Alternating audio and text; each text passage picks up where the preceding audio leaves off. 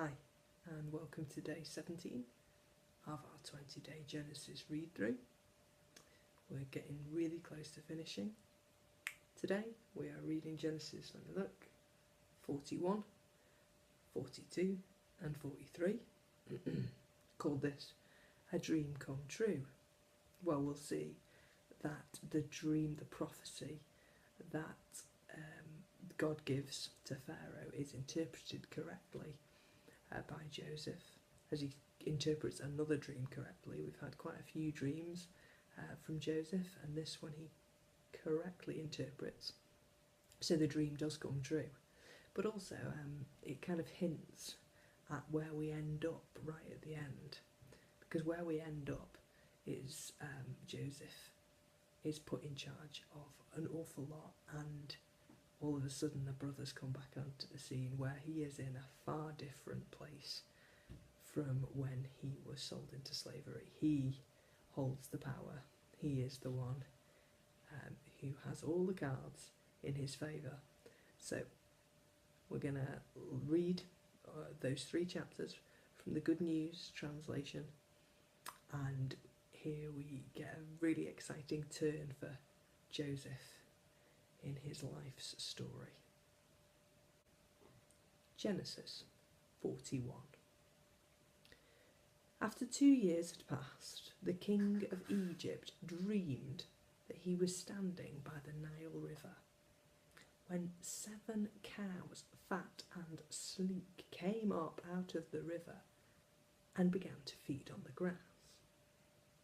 Then 7 other cows came up. They were thin and bony. They came and stood by the other cows on the riverbank, and the thin cows ate up the fat cows. Then the king woke up. He fell asleep again and had another dream. 7 heads of grain, full and ripe. They were growing on one stalk. Then 7 other heads of grain sprouted, thin and scorched by the desert wind, and the thin heads of grain swallowed the full ones. The king woke up and realised that he had been dreaming. In the morning he was worried, so he sent for all the magicians and the wise men of Egypt. He told them his dreams, but no one could explain them to him. Then the wine steward said to the king, I must confess today that I have done wrong. You were angry with the chief baker and me, and you put us in prison in the house of the captain of the guard. One night each of us had a dream, and the dreams had different meanings. A young Hebrew was there with us, a slave of the captain of the guard. We told him our dreams, and he interpreted them for us. Things turned out just as he had said. You restored me to my position, but you executed the baker. The king sent for Joseph, and he was immediately brought from the prison. After he had shaved and changed his clothes, he came into the king's presence. The king said to him, I have had a dream, and no one can explain it. I have been told that you can interpret dreams. Joseph answered, I cannot, your majesty, but God will give a favourable interpretation. The king said, I dreamed that I was standing on the bank of the Nile when 7 cows, fat and sleek, came up out of the river and began feeding on the grass. Then 7 other cows came up, which were thin and bony. They were the poorest cows I have ever seen anywhere in Egypt. The thin cows ate up the fat ones, but no one would have known it because they looked just as bad as before. Then I woke up. I also dreamed that I saw 7 heads of grain which were full and ripe, growing on one stalk. Then 7 heads of grain sprouted, thin and scorched by the desert wind, and the thin heads of grain swallowed the full ones. I told the dreams to the magicians, but none of them could explain them to me. Joseph said to the king, "The two dreams mean the same thing. God has told you what he is going to do. The 7 fat cows are 7 good years, and the 7 full heads of grain are also 7 years. They have the same meaning. The 7 thin cows which come up later, and the 7 thin heads of grain scorched by the desert wind are 7 years of famine. It is just as I told you. God has shown you what he is going to do. There will be 7 years of great plenty in the land of Egypt. After that, there will be 7 years of famine, and all the good years will be forgotten because the famine will ruin the country. The time of plenty will be entirely forgotten because the famine which follows will be so terrible. The repetition of your dream means that the matter is fixed by God and that he will make it happen in the near future. Now, you should choose some man with wisdom and insight and put him in charge of the country. You must also appoint other officials and take 1/5 of the crops during the 7 years of plenty. Order them to collect all the food during the good years that are coming, and give them authority to store up grain in the cities and guard it. The food will be a reserve supply for the country during the 7 years of famine which are going to come on Egypt. In this way the people will not starve." The king and his officials approved this plan, and he said to them, "We will never find a better man than Joseph, a man who has God's Spirit in him." The king said to Joseph, "God has shown you all this, so it is obvious that you have greater wisdom and insight than anyone else. I will put you in charge of my country, and all my people will obey your orders. Your authority will be second only to mine. I now appoint you governor over all Egypt." The king removed from his finger the ring engraved with the royal seal and put it on Joseph's finger. He put a fine linen robe on him and placed a gold chain around his neck. He gave him the 2nd royal chariot to ride in, and his guard of honour went ahead of him and cried out, "Make way! Make way!" And so Joseph was appointed governor over all of Egypt. The king said to him, "I am the king, and no one in all Egypt shall so much as lift a hand or foot without your permission." He gave Joseph the Egyptian name of Zephanath-Paneah, and he gave him a wife, Asnath, the daughter of Potipherah, a priest in the city of Heliopolis. Joseph was 30 years old when he began to serve the king of Egypt. He left the king's court and travelled all over the land. During the 7 years of plenty, the land produced abundant crops, all of which Joseph collected and stored in the cities. In each city he stored the food from the fields around it. There was so much grain that Joseph stopped measuring it. It was like the sand on a beach. Before the years of famine came, Joseph had 2 sons by Asnath. He said, "God has made me forget all my sufferings and all my father's family." So he named his first son Manasseh. He also said, "God has given me children in the land of my trouble." So he named his second son Ephraim.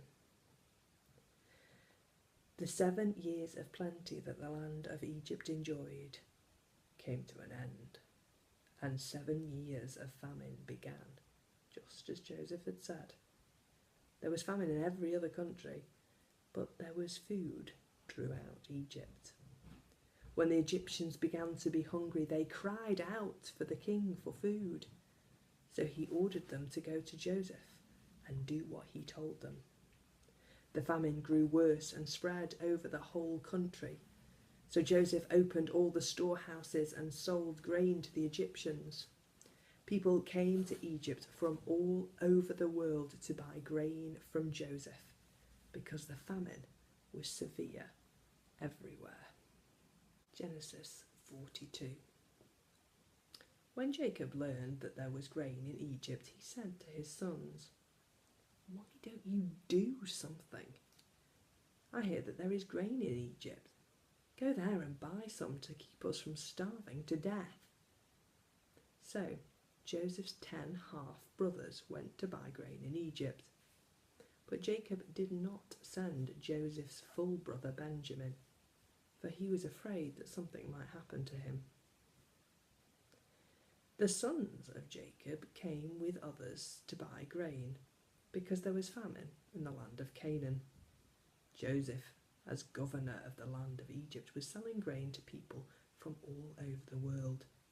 So Joseph's brothers came and bowed down before him with their faces to the ground.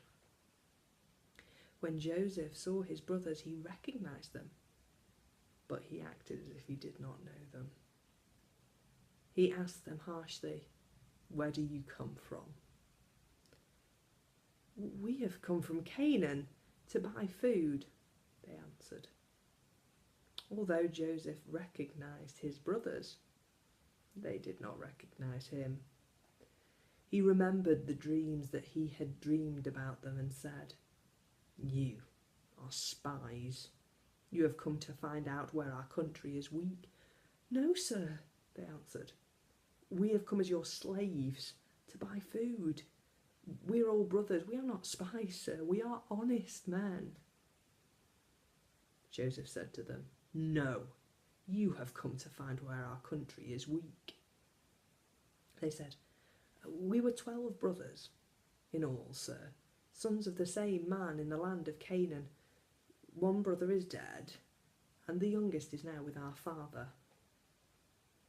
"It is just as I said," Joseph answered. "You are spies. This is how you will be tested. I swear by the name of the king that you will never leave unless your youngest brother comes here. One of you must go and get him. The rest of you will be kept under guard until the truth of what you say can be tested. Otherwise, as sure as the king lives, you are all spies." With that, he put them in prison for 3 days. On the 3rd day, Joseph said to them, "I am a God-fearing man, and I will spare your lives on one condition. To prove that you are honest, one of you will stay in the prison where you have been kept. The rest of you may go and take back to your starving families the grain that you have bought. Then you must bring your youngest brother to me. This will prove that you have been telling the truth, and I will not put you to death." They agreed to this and said to one another, "Yes, now we are suffering the consequences of what we did to our brother.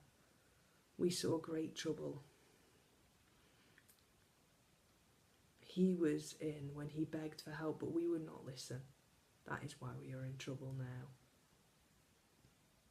Reuben said, "I told you not to harm the boy, but you wouldn't listen, and now we're being paid back for his death." Joseph understood what they said, but they didn't know it because he had been speaking to them through an interpreter. Joseph left them and began to cry. When he was able to speak again, he came back, picked out Simeon, and had him tied up in front of them. So Joseph gave orders to fill his brothers' packs with grain, to put each man's money back in his sack, and to give them food for the trip. This was done. The brothers loaded their donkeys with the grain they had bought, and then they left. At the place where they spent the night, one of them opened his sack to feed his donkey and found his money at the top of the sack. "My money has been returned to me," he called to his brothers. "Here it is in my sack." Their hearts sank, and in fear they asked one another, "What has God done to us?" When they came to their father Jacob in Canaan, they told him what had happened to them. The governor of Egypt spoke harshly to us and accused us of spying against the country. We are not spies, we answered. We are honest men. We were 12 brothers in all, sons of the same father. One brother is dead, and the youngest is still in Canaan with our father. The man answered, This is how I will find out you are honest men. One of you will stay with me, the rest will take your grain for your starving families and leave. Bring your youngest brother to me. Then I will know that you are not spies but honest men. I will give your brother back to you, and you can stay here and trade. Then, when they emptied out their sacks, every one of them found his bag of money. And when they saw the money, they and their father Jacob were afraid. Their father said to them, Do you want me to make me lose all my children? Joseph is gone, Simeon is gone, and now you want to take away Benjamin. I am the one who suffers. Reuben said to his father, If I do not bring back Benjamin to you, you can kill my 2 sons, put him in my care, and I will bring him back. But Jacob said, My son cannot go with you. His brother is dead, and he is the only one left. Something might happen to him. I am an old man, and the sorrow you would cause me would kill me. Genesis 43. The famine in Canaan got worse. And when the family of Jacob had eaten all the grain which had been brought from Egypt, Jacob said to his sons, Go back and buy a little food for us. Judah said to him, That man sternly warned us that we would not be admitted to his presence unless we had our brother with us. If you are willing to send our brother with us, we will go and buy food. If you are not willing, we will not go. Because the man told us we would not be admitted to his presence unless our brother was with us. Jacob said, Why did you cause me so much trouble by telling the man that you had a brother? They answered, The man kept asking about us and our family.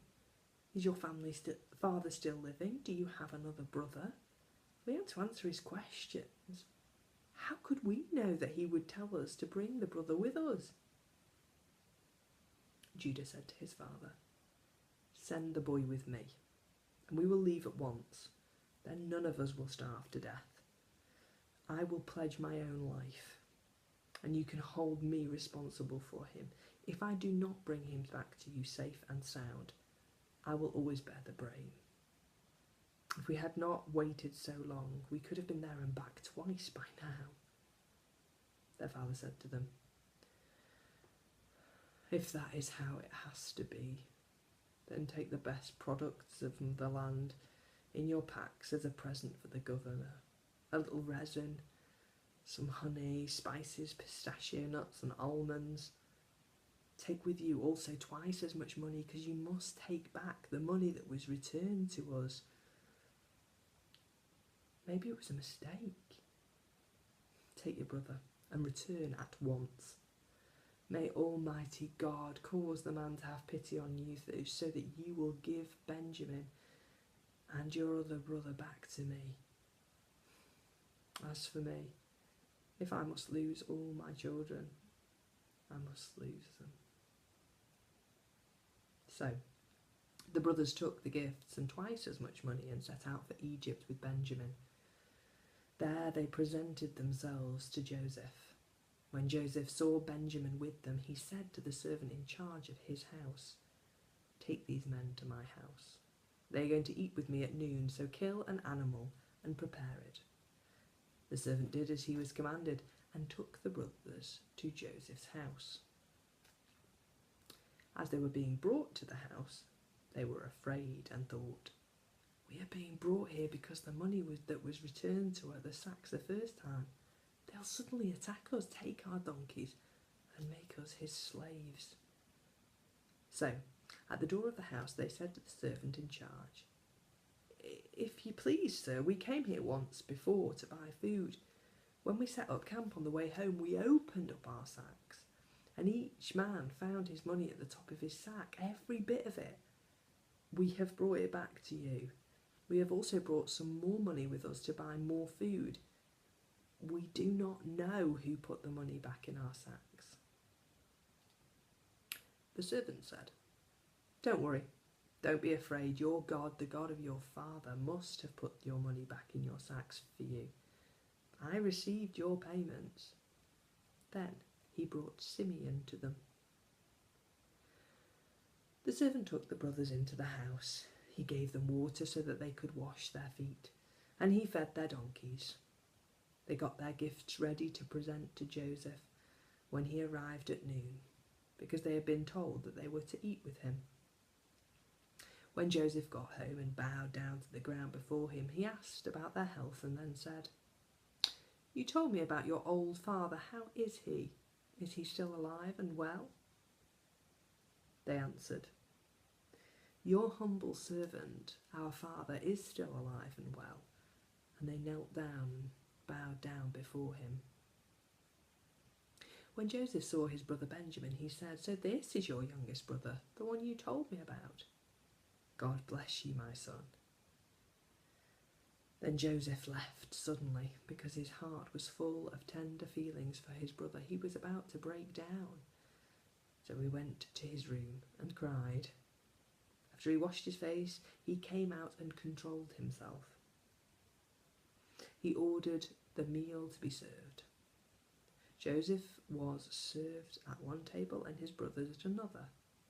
The Egyptians who were eating there were served separately because they considered it beneath their dignity to eat with Hebrews. The brothers had been seated at the table facing Joseph in the order of their age, from the oldest until the youngest. When they saw how they had been seated, they looked at one another in amazement. Food was served to them from Joseph's table, and Benjamin was served 5 times as much as the rest of them. So they ate and drank with Joseph until they were drunk. So, a couple of thoughts on those 3 chapters. Lots happens. Joseph successfully interprets Pharaoh's dream. And I think, quite importantly, he gives a rather stark and horrible message to the Pharaoh, who has literally just got him out of prison. He's been in prison for quite a few years. If he's not been in prison, he's been in servitude anyway. 13 years since his brothers sold him. He was 17 then and he's 30 when he becomes governor. 13 years. And when he gets this chance at freedom, one, he's not big-headed. He doesn't say that he can interpret the dreams. He firmly states that it's God. God gives. I can tell you, but it's God. God is going to interpret the dream. And he is not, it doesn't seem he's in the least bit afraid to tell the Pharaoh, actually, this isn't that pleasant. You know, you're about to go into a famine so severe, so horrendous, that it will wipe out the very memory of when there was enough food to eat. So he's not afraid. That's probably that same characteristic from when he was young, and he told his brothers, "You're going to bow down before me." Just says it how it is. He just says the truth.